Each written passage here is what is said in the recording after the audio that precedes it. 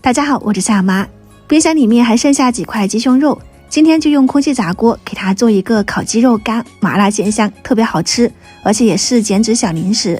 先放进清水里面泡上一会儿，泡软后把油膜啊这些都清洗干净，然后再用清水冲洗一遍就可以了。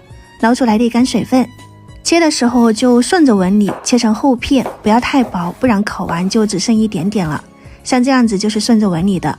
放进大碗中，加入葱姜、生抽，淋上3圈就可以了，一点白胡椒粉，然后就是2包这种蘸水，你家里有什么就用什么，我用的是云南蘸水，再倒点食用油和一点点白糖提鲜，抓拌均匀。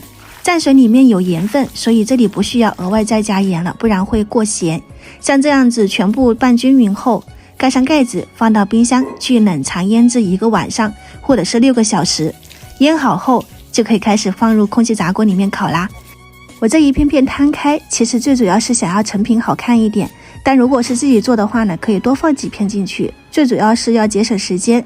先180度烤上20分钟，把鸡肉片烤熟，再翻个面，把温度调低，调到100度或者是80到90度左右，再烤上30到40分钟。